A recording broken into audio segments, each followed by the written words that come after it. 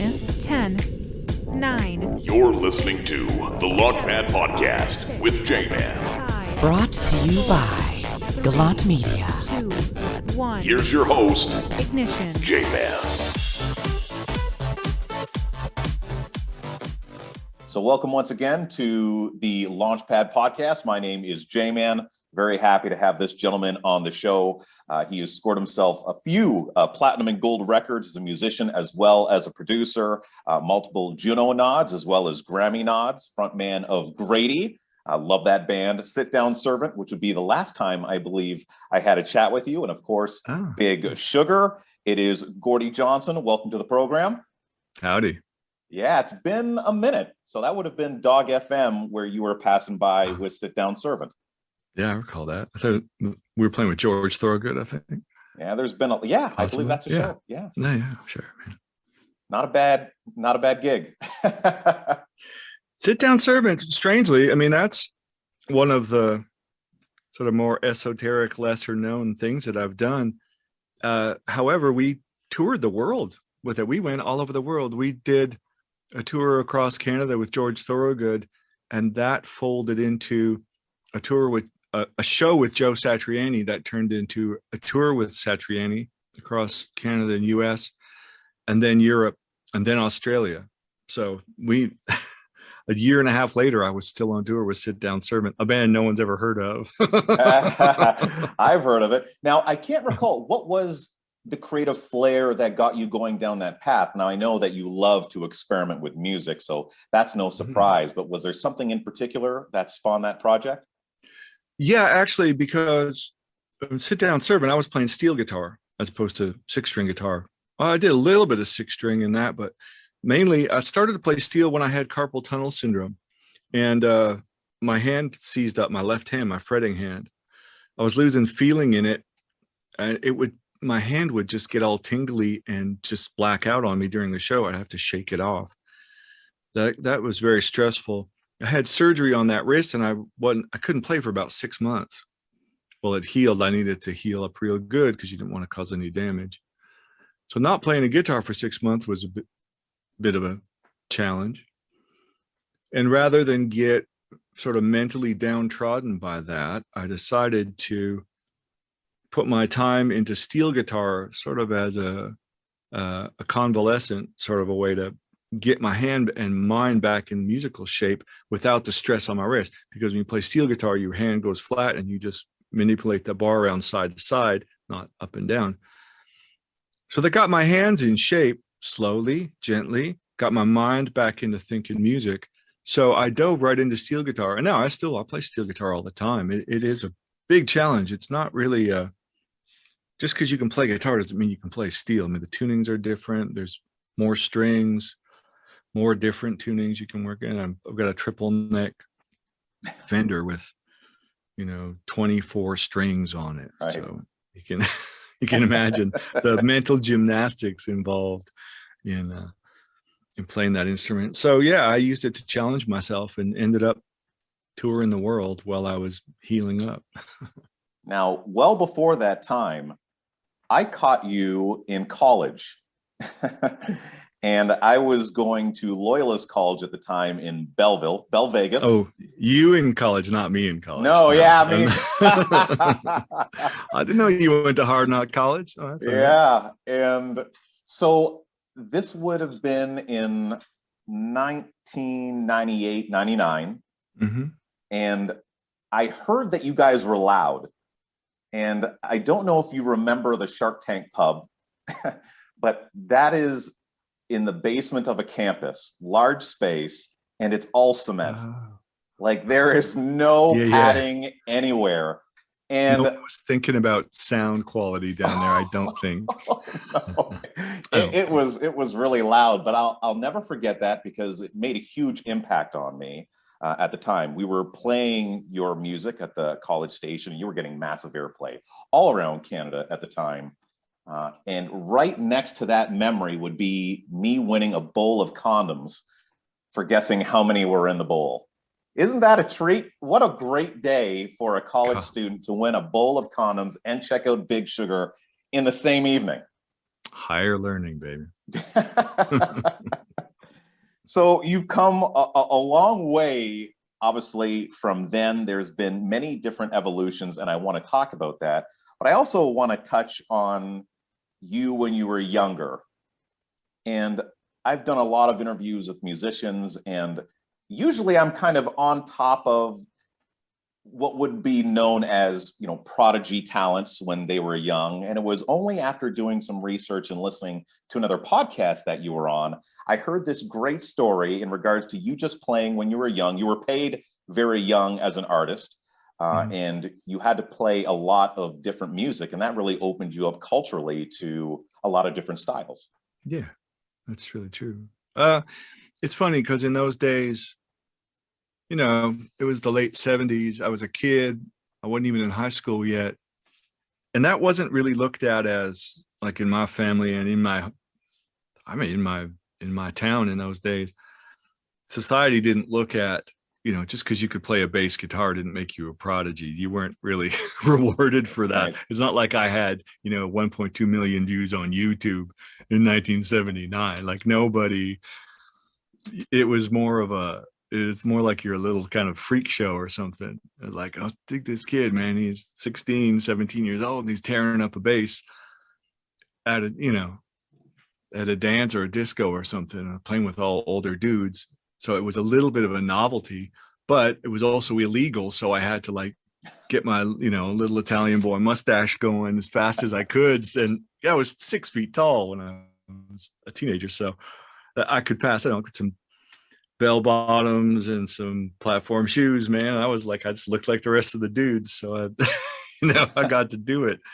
And we got paid really good. I tell you what, man, the pay scale for musicians hasn't changed since the 70s. I get paid the same amount then as I would now to go do an equivalent gig. It's funny. It's the only industry where the pay has not increased. So, being a teenager, suddenly getting $100 or $250 in your pocket for a weekend. In 1979, $250 in the hands of a 16-year-old. Watch out, man. Where did a lot of that money go? I knew education would have no place in my life after that. So there was no such thing as a prodigy in my community. It was just, you were gainfully employed playing music, and I guess that's why my parents tolerated it, because it kept me out of trouble. That's where all the trouble went, to get entertained. So I wouldn't tell my parents that, but it did. It kept me out of trouble. It kept me straight and narrow for a long time, because I needed to be able to play at the level of dudes who were in their late 20s and 30s or older, even, guys who'd spent their whole lives perfecting their music. So I couldn't show up and be goofing off like a kid jacking around. I had to be on their level. So I really worked hard at it. It gave me something to focus on, which meant my schooling went out the window. And, I was getting notes home from a guidance counselor saying, well, he must be on drugs, or maybe even selling drugs. And so my parents were treating me like I was out there selling drugs or something. Like, no, I'm not selling drugs. I'm trying to get a gig, man. I got no time for that. So, yeah, you wasn't congratulated for it at the time. Right. Who knew? You didn't know. Well, Yeah, I didn't even know, man. Oh, really? I didn't know it was I didn't know what it would lead to. It's not like I was dreaming of. It's funny. I never dreamed of, like, I'm going to be a star, darling. I never thought about that. I wanted to get really good at what I was doing. I just wanted to be a really good musician. I wanted to play the best of my ability for the people right in front of me. I wasn't thinking about any lofty ideas like that. My ideals were more just based on what I was doing for the people right there, to get really good at music, and obviously be talked about for being good at it, not for being famous. And be People magazine, it's right. not messy. Right. And there's this great story. I believe it was Willie Nelson. You had to learn how to play a Willie Nelson tune. You obviously have a really good ear and the ability to learn quickly. I think a jukebox was involved. Man. My first gig as a guitar player, because I was a bass player. Right. I was the bass player. I was the cat you hired, man. If you could get me, I was about 19 years old, man, 20 years old, around Windsor and Detroit, man. If you could get a hold of me, that I was the dude you hired. So I got bass gigs, buku gigs all the time, always working. And I had a buddy who's a great guitar player, but he was getting interested in playing the drums because his dad had been a drummer. Kevin Peterson, dude's name. And he was practicing the drums all the time. He was a great musician, and everyone hired him as a guitar player.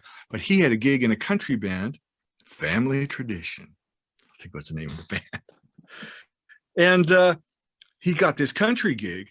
He's like, hey, man, I'm working with this band. They need a guitar player. He knew I was interested in guitar, and I talked to him about guitar all the time. And I borrowed a guitar and a big old Gretsch guitar, and I was kind of into rockabilly and stuff and playing the guitar. And he's like, man, you come do this country gig. Oh, it's easy. It's country. It'll be easy. It wasn't. I got there, I was like, I didn't know the genre that well. So I bought some Hank Williams records. I listened to him every day. And I already knew some Gene Vincent and Eddie Cochran. I was like, oh, well, I can see where that comes from, country music and blues and stuff. If I play some bluesy solos, man, the first time I played a blues solo on that gig, they were like, what's wrong with you, boy? We don't play that kind of music. Like, oh, okay then. Any Black Sabbath licks that I learned, they ain't gonna help me. John Lee Hooker's not gonna help me. What do I do? So after the first set, I was like, man, what do I do? And there was a Willie Nelson song in the jukebox. They were going to play Georgia in the next set, and Georgia's not a 3-chord song, man. That's got 1 million chords in it. I didn't know Georgia. Shoot, I don't know. How am I going to do this?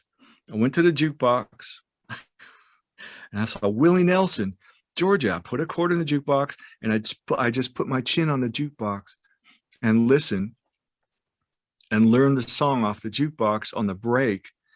And when Willie went to play the solo, he played the melody note for note in the solo.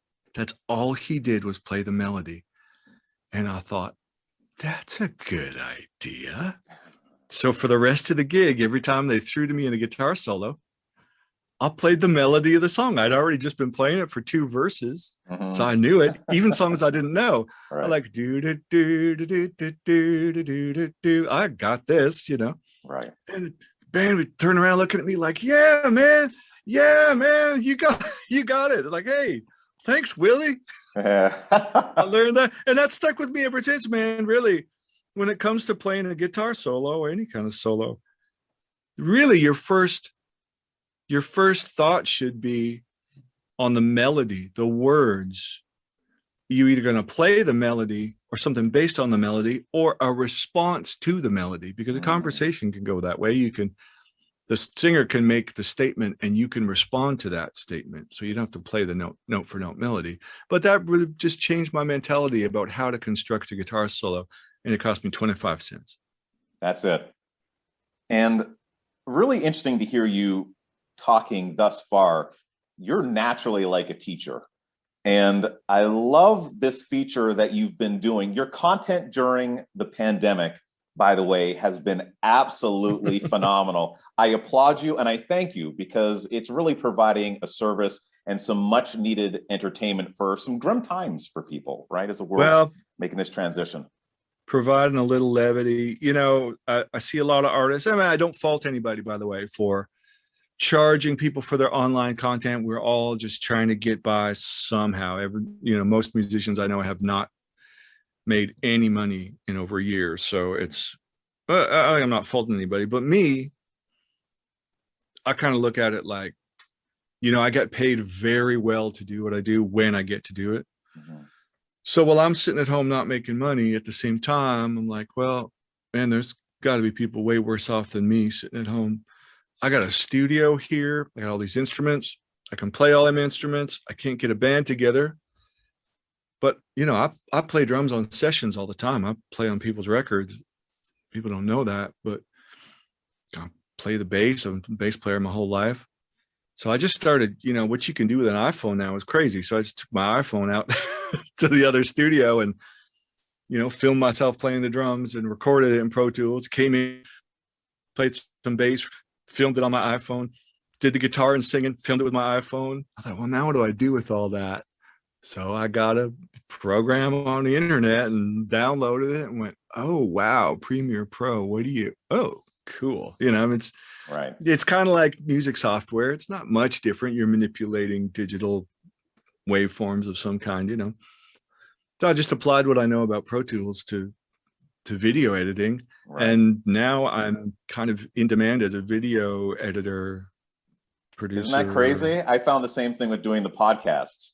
Just doing radio and doing a little bit of production here and there. Like, I mean, I can spot an in a sound wave kind of thing.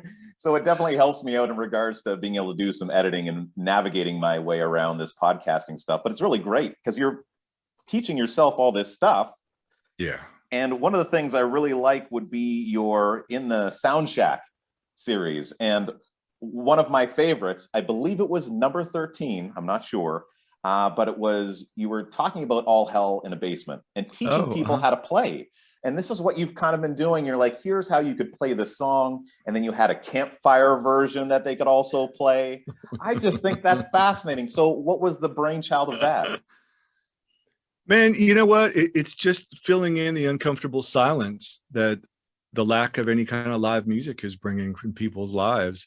It was like, look, it's also an honor that people care and ask those questions. We start seeing everything coming on the line like, oh man, it's our most covered song. Right. There's more cover versions of All Hell for Basement. And you hear like super traditional Newfoundland musicians, East Coast Canadian musicians covering it, people from all over the place covering that song. That's the greatest compliment you could ever get.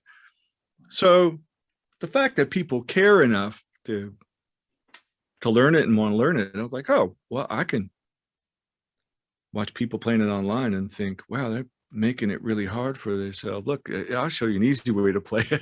So I just, why not share that with people? It's not what I do shouldn't be exclusive. I just like sharing that stuff with people and give them something to entertain them, because for me too, like with everybody, my iPhone's been my constant companion over the pandemic. Everybody in my house is on their phone looking at cool stuff. I tend to watch, Frank Zappa videos and Sonny Rollins videos and look up vintage guitar prices in Japan, just stuff like that. If you don't know what I'm looking at, food, cooking tutorials, food shows. I watched all the foreign language crime shows. I'm trying to learn Italian, That's great. So I was like, you know what? I want to be a part of that culture. Like, just give people something to look at, which is why, that whole Sound Shack series, we did 24 episodes of me sitting in this studio, just telling stories about songs, how we record them, stories about the guitars, how we acquired them, their, the journey those guitars have been on. And then that morphed into a blues series where I did I felt like playing some blues. I had no one to play it with. So I did a Fats Domino song by myself in the studio, made it, filmed it, put it out there. Wow, we got a ton of views. So I did another one the following week. Then I started getting my friends to send me videos of them playing with me. So I got the first guest I asked Joe Satriani. I'm like, Satch, what you doing, man? He goes, oh man, I'm at home. I'm just dying to play my guitar. I was like, well, why don't you die to play your guitar in front of your iPhone and send me some guitar playing? Right. Man, by supper time, he did it. He actually did it. I couldn't believe it. So I got this iPhone video of Satch playing a Junior Wells song. And so, I made a video out of that, put that up. And that just, it gave me something to really focus on week to week. Now I got a dozen blues videos. And I didn't really think I would ever make a blues record, but now, man, I got a whole video catalog of great blues recordings with a bunch of different, guests and my friends. And they sound awesome. Yeah, man. Well, I'm going to keep on doing that. We did a 25th anniversary release of Hemi-Vision, came out in 96. Mm-hmm. So we did a vinyl reissue of that with a bunch of bonus tracks and cool artwork and colored vinyl. And I love vinyl records. Mm-hmm. So to celebrate the release of Hemi-Vision 25, most bands would go on a tour and play the record start to finish for the fans. That's a really fun way to put on a concert. Yes. So what was I going to do? What I ended up doing was same thing. I sat down at the drums and I re-recorded all the songs. I made a drum and bass track for every song on Hemi-Vision. And then I went to do guitar and singing live. So when we're filming it, there's no hand syncing. I'm not making rock and roll videos, you know what I mean? It's like you're actually filming yourself playing. So same thing, man. I just called up my friends like Rich Robinson of the Crows and Warren Haynes of Government Mule and Jason McCoy of the Roadhammers and Colin James. I called up all my homies and was like, hey, do you guys feel like playing a Hemi-Vision song with me? Everybody said yes, and they wanted to sing it. Everybody's on there singing and playing them with me. Man, so I got to have this anniversary concert from home. You know, right. It was a challenge. It was a challenge, but it was still a nice way to celebrate it. Yeah, well, you do a great job with the content. I enjoy listening to it. Tuesday Blues Day really caught my attention, obviously, from working at Dog FM. So I was familiar with a lot of the artists that you were recording with. And just the sound quality is great. It's something you can crank up on YouTube. It's just, well, obviously you're a producer, so that makes sense. Well, I'm lucky. I built just before the lockdown. My studio had been up and running for about a year and a half. So I really had everything dialed and I was really ready to attack a lot of production. We did the most recent Big Sugar record, Eternity Now, was done in this facility. So it was all up and running. Once the lockdown happened, I was like, well, right. It's all plugged in. It's all the gear's warm and ready to go, man. So I have never been busier in the studio. That's awesome. Gordie, actually, I want to touch on this as well. The most amazing thing that I think you've done in regards to morale, in regards to making it fun and inclusive and giving people something to do, what you did with your fans with If I Had My Way. Oh, and having that massive collaboration. That was just like, every time I see that, it's a pick-me-up. And I can only imagine, like the viral effect of something like that, of like, I was in this video with Gordie Johnson, sharing it with their friends and their friends. And it's just, what a vibe. The energy was just incredible for that. Our social media person was like, hey, you should get one of those things like where fans send in, like If I Had My Way, people just shouted at the concert, right? Everyone always sings in that part. Why don't you just get fans to send in videos? That's a great idea, Susan. Sure, let's do that. So she put the call out there. Man, we got like 2,500 videos. Like, who's going to watch all these videos? How am I going to? Oh, what have I done? Oh, no. So I put them all in there. I started putting them all into for the live stream of that. But, everyone's got a different phone. Right. They're all different formats. Some of them you can't tell it's a Huawei phone. It's not a Mac. Someone sent it on a PC. Someone did it on their laptop. All these different formats, tried to put them all into the program.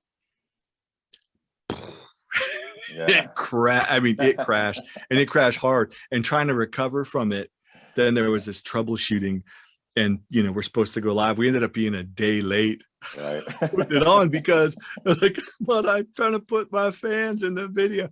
Oh, talk about! I stayed up all night. All night, from the broadcast time on the Thursday to the broadcast on Friday. I was still sitting at the computer going, "Come on, work this time. Come on, work this time."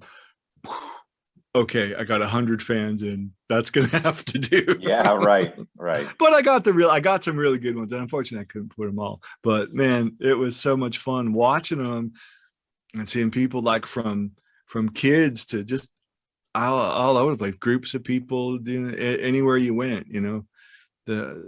Seeing the fans sing your song back to you, it's pretty cool. Yeah, that's a question that I ask a lot of artists. What it was like that first time, where they're singing a song that, maybe they've been working on for years, or a song that they created in a basement or in a garage, and then to be at a show to where they can kind of hold out a microphone and hear people sing that. Like, what would be that feeling in words, if you could do it, if you can remember the first time?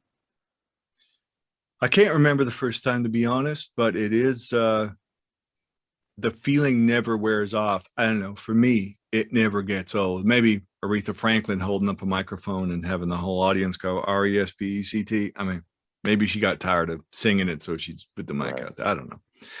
But for me, you know, to this day, If I Had My Way is one of those moments. All Hell for a Basement is one of those moments in the show where it doesn't matter where we are, man. If I just stop the band and hear the auditorium sing it back to you, that never gets old. That I get a little burning sensation up the back of my neck. You know, you get that little sweat going, that adrenaline, like, oh, you guys, you shouldn't have, you know. You get bashful a little bit, you know. I'll never be jaded enough to not think that's the greatest thing ever. Yeah, that's amazing. Now here's something else I want to talk about: the many looks of Gordie Johnson. You have a lot of different looks, brother. Like, yeah, that's one.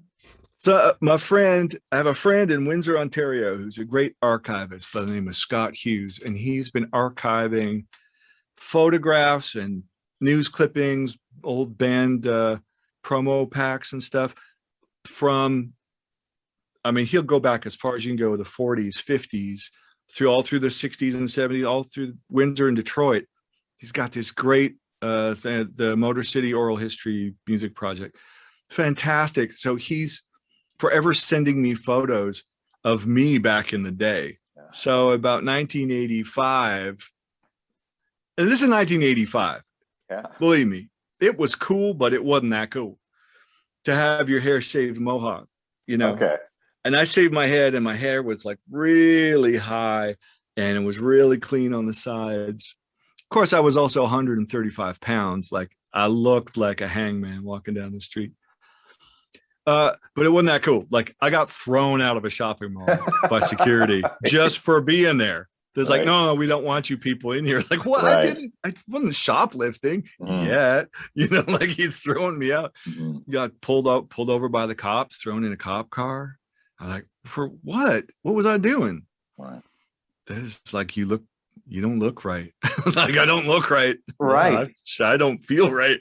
Now, back in the day, like when you were really catching steam with Hemi-Vision and whatnot, I remember a very clean shaven you, baby face. Oh my God. You're just a baby face. It was great. I love the interview too. And, you know, there was definitely a swagger. There was a serious swagger going on. You had all the hair slicked back. You were in all leather. And talking about your love for shoes, do you still have that love for shoes? Oh man, I love clothes in general. I mean, and every kind of look too. I mean, believe me, I can get the ranch hand thing going like nobody's business. I got all the gear for that. I wear my Wranglers. I got my work boots. You know, I can do all that. I've lived on a farm, but yeah, I mean, I love to. You have so many opportunities to present yourself in this world now. You know, the way you want to look, which same thing, like seeing pictures back of myself in the 80s. I was like, hey, man, I can still pull that off. There's a lot of looks I can't still pull off from back then. You know, I'm a dad, you know what I mean? Like, I'm born in the 60s, man. There's a lot of stuff I can't pull off anymore. This, I tell you what, nothing says socially isolating. Yes. Because I walk through the grocery store in Red Deer, Alberta, or Dripping Springs, Texas, with a bandana over my face and this going on. You know, people get 12 feet back pretty easy. Yeah, no problem. You double that distance fast. Yeah, no, people get back. That's all right. Right. Now, I also know you like cars. And in this interview that I was watching, like way back in the day, CBC, you were talking about your car that actually appears on your album covers. And I'm curious, do you still have that ride? You know what? I just sold it. No. Why? I did, but because I'll tell you why. And it wasn't for sale, and I wasn't gonna sell it. But I have a friend who's got a motorcycle dealership out in British Columbia. He's a really chill dude. He loves music. He collects vintage guitars. We have a lot of things in common. We had a lot of friends in common. I started getting to know the guy a little bit, and he just loved that car. He had it since he had pictures of it since he was a teenager up on his wall. He loved the Hemi-Vision car. And he just called me up out of the blue one day. He was like, come on, man, when are you going to sell me that car? I was like, well, how many zeros you got on that check? Okay, here you go. Here's the keys, baby. You know, I sold it to a guy because now I know where it is. I know he's babying it. He's got an auto shop, you know, right there. He's got people work for him, working on it all the time. I know he's going to stomp on it and steer it and love it. He's not just going to take it to car shows on a trailer. He's going to love that car and drive it. And I'm into my studio. I'm into my guitars and songwriting and producing. And that's really what I put all my time into, that or cooking. Right. And so my car was just sitting there getting rusty in the weather, and it was kind of breaking my heart. I was like, I love this car, man. I don't have the time or money or inclination to twiddle with it and take care of it all day, every day. And, you know, it deserves better than this, than to just sit here and rot. Right. A car is its own little ecosystem. The fluid's got to flow. The gasket's got to stay warm. If it's in motion, it stays in motion. If it stops, getting it going again, sometimes you never get them going again. So I started selling off a bunch of my old cars, and I'll probably buy some new old cars at some point. Right. You know, a car is a beautiful piece of design, and being behind the wheel, you know, I've already been looking at Maseratis online, but I don't know if I'm in the market to buy a Maserati just yet. Right. Let's get back to doing gigs again. Right. What's a tune that you would love to listen to on an open road? On an open road. Yeah, that's a funny thing. I like listening to music in the car, but like if you're in a really cushy car, you know, like, or if I'm in my truck or something, you know, I'm driving my old Chevy around and it's got a good sound system. So I'll plug in my phone and we listen to all kinds of stuff, from reggae. I love hearing me some Black Crowes when I'm, you know, if I'm driving. If it's a long drive and I need a little perk me up, put on my Black Crowes greatest hits, man. And just that's that. Something about Chris's voice gets you going, you know. Yeah. But when I'm driving like a car like that, like my Mopars, or, you know, I've got a Mercedes Roadster and stuff like that. To me, music is the sound of the wind and the engine. Yeah, brother. You know, when you step on the gas, Maserati, if that's not music, you should not be driving a Maserati. Right. Somebody went to a lot of trouble to write that song. You should listen to it. Right. That's to me, that's the music when you're driving. Well, that's an interesting answer. Now, I think this leads really well into your current works, and Eternity Now. Great album, and love the live stream. It was fantastic. People can find that on YouTube right now. And I'm wondering your mindset when it came to the car and letting it go and giving it to someone else that would also be able to appreciate it. I know that a lot of this album kind of had to do with releasing some past, right? And being able to accept, move forward, be happy with the unknown and, you know, what is coming and what is now. If you wouldn't mind sharing some of the process that went into the making of this latest album, because I know there's a lot of depth to it that maybe some people aren't aware of. Well, look, this is not a unique experience. Life throws a lot of disappointment your way. Mm-hmm. People disappoint you. You disappoint other people. Things don't go according to plan. And this is all before the pandemic, man. Like this, believe me, life threw a lot of curveballs at me. I had to make a lot of changes in my life, cut a lot of people out of my life. The people that were dear to me, some people that were dear to me, let me down, double-crossed me, stabbed me in the back. One of my greatest friends and musical collaborators died of cancer. You know, we had cancer in our own family, loved ones suffering, and all this stuff going on at the same time. And here I made this record, and we knew it was going to be the last record with Gary, but then there was a bunch of publishing debacle that went on over the songwriting, and there was just all this negativity around it. And I thought, Gary would never want that. I sure don't want that. And I don't love music enough to feel like I'm painted in the corner. And I have to release it because I said I was gonna. I said, you know what? I'm not going to release this record. Nothing about it to me is relevant anymore. And after Gary passed, my wife and I sat down, just kind of shaking our heads going, well, why have Big Sugar without Gary? Why would you even want to? What would you do if you were going to do it? What would you do? We just had that hypothetical question. So yeah, man, when you stop and look at it, take a look in the mirror at your own self and go, well, okay, what am I going to do with the situation that's been handed to me? Am I going to just roll over and play dead, or what do you do? So we decided to move forward. It's like, well, if we're going to move forward, let's move forward in positivity. Let's sing about that. Let's write this stuff into a record. Man, it only took us a couple of days, and we rewrote an entire record.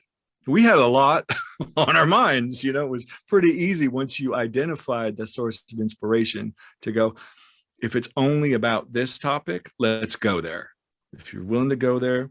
And we're not crying on people's shoulders in the record either, but every song in the record has that point of view of, okay, well, we're moving forward. You can come along, but you don't have to. But this is a way out of, we're singing about, just mortality, drug addiction, just loving your woman, dealing with friends that let you down, like all these things, look into an uncertain future. Are you ready to blast off like with rockets on full blazing, like going into the unknown, or are you tiptoeing forward like you're carrying so much weight from your past that it slows you down? This was like, no, I'm leaving it on the launch pad.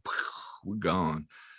And so that was very cathartic to be able to do that. Man, it didn't take us long to make the record, and just surrounded ourselves with good people that love the music and that, that we loved hanging out with, and made the record from scratch, and then released it in March of 2020. So take your own medicine. How about that great unknown again? What was that about? An uncertain future? What was that? So funny how life works. Right. Now, would you consider that to be a blessing somewhat now? Would you change it? Would you change it if you could? I guess would be the better question. Would I change what? The fact that millions of people died from a horribly infectious disease? No. I don't feel, I tell you what, man, I can never lose sight of the fact that there are people suffering worse than I am. I'm bummed that we didn't get to tour the record. I'm bummed that that all shut down. I miss my guitars and my crew and my people and my band, and I miss all that. But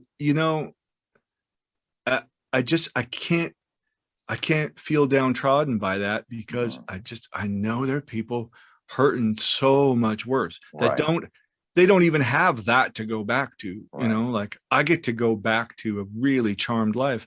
Right. We worked hard to get there, but still you have to appreciate that it's a unique experience and a unique job to have on this planet, So I'm just thankful every day, you know what I mean? Like jog-eyed and just humble yourself, and everything else. You don't take those words lightly in our world. You look at that and go, no matter what we have going on, there's people worse off than us. Right. How can you help your neighbor just get a leg up a little bit? If it's taking groceries to seniors in our neighborhood, volunteering at an animal shelter, like you can't imagine how it's impacting animal shelters, like dogs and pets that are getting surrendered like crazy every day. And there's can't get enough staff to work at these places. So any little way we can help in our own community, that to me, I have trouble thinking about, I wish I was on tour, because it doesn't cross my mind. Like if it crosses my mind, I'm immediately tapped on the shoulder by life saying, hey man, did you hear so-and-so is sick? Oh my God, they don't have enough money for healthcare. There are people who need, help with this. Can you help us raise money for that? Can you do a live stream to help us raise money for, health insurance for musicians in Texas? Like, yes, yes, I always can do that. The answer is always yes. You always try to help. And when you're so busy helping other people, it's easy to forget that you have problems. Right. Turns out I didn't have any. Absolutely. Yes. When giving gratitude, right? If you're ever looking to get yourself out of a hole, right? Maybe you've dug yourself a hole. I'm sorry, I had to. And then you have to. That's not what you did there. Pull other people out of it, right? Then you stop thinking about, what's going on in your life. I use the analogy of 10 people walking up to a table with a problem, you being one of those 10, right? And having everyone put their problems in the middle of the table. And, most times than not, you'd be more than happy to take your problem back and put it in your pocket and walk away when you see what other people are dealing with. So I think that's a fantastic perspective. Me, I'd be like to these 9 other dudes. Hey, can you help me pick up this table? Let's just get that out of here. That's great. I've evolved that now. Thank you. All right, I'm gonna go cook us something in the kitchen. Y'all set the table. Never mind your problems. Just because somebody set the table, you start washing some dishes. Speaking of tables, dishes, and you've also mentioned food. What's your favorite dish to cook? Have you learned any new dishes that you enjoy serving to the fam? Oh man. During the lockdown, I started making my own focaccia. I cook Italian food. My dad has an Italian restaurant. I've been making and eating Italian food my whole life. So we make the sauce every week. We don't make a sauce every week. It's that kind of thing. It's like, Pop, what day are you going to make the sauce? So that's the kind of household we have. And I do all the cooking, if not most of it.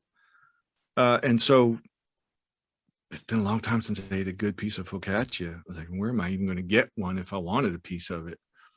So my daughter and I started blooming yeast and making our own focaccia. And now it's kind of like, it's an event. We were doing it, once a week for a while, making a giant tray of focaccia. So that's after I hang up with you, I got to go bloom some yeast because that's what you're going to do. We're going to make a focaccia. Yeah. All right. Well, I'm going to go let you do that in just a second. I want to talk to you about one more big deal, 500 pounds, something for big sugar fans to look forward to. That's going to be releasing on vinyl as well, because vinyl is badass. And that's going to be in mid-July. Yeah, Linus Entertainment. The Hemi-Vision was so successful as a vinyl package, and Linus got to us. They control some of our older catalog. Like, hey man, can we do that too? Like, yes, you can. We got great album design. Went back in the vaults and found the original photographs and stuff to recreate the artwork with the original elements, but with a new design, the technology that allows you to recreate this stuff from scratch. Because we did, those things are so old now. And in those days, like it lived in a file cabinet somewhere, the original artwork. So we didn't even have it to make or to recreate the artwork. We couldn't find the original stuff anymore. Those labels have changed hands so many times. So it was a real challenge even to remaster it, like trying to find the original tapes and recordings and stuff. A nightmare.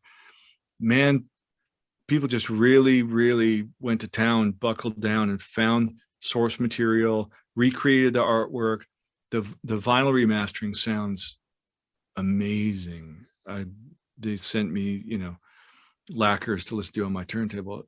Amazing. Better than the CD. It sounds way better than the original, so that's really exciting, colored vinyl, and it's such a great record. And it was a real trip to go back and, listen to baby me singing the blues, riding like hell, Well, that's amazing. And I want to thank you for your time.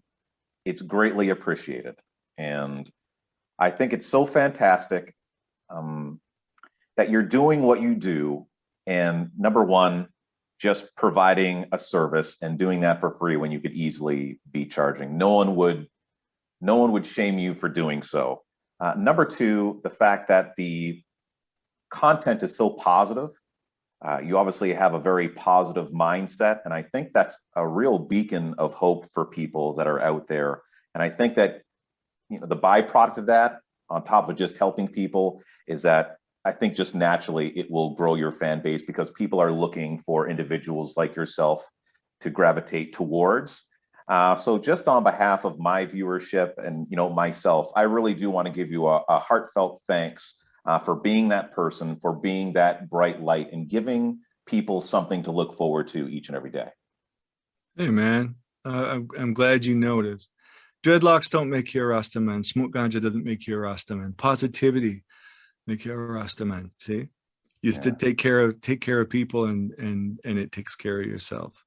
You get what you need when you help everybody else. That's our viewpoint, and that's our philosophy around here.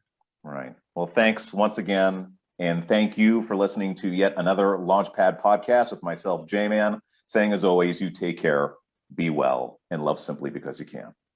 Right on, J-Man. All right, brother. That was badass. That was just 100% awesome. Thanks for asking. Yeah. Well, anytime. Man, dude, we'll have to do it again sometime soon. Maybe we'll catch up a little bit later on in the summer. We can talk about 500 pounds. Sure. Talk about like upcoming shows. Yeah, that's right. All the cool places you're going to be touring. Let's talk about that. All right, man. Take care. Yeah. Enjoy the food. Right on. All right. Peace. Cheers.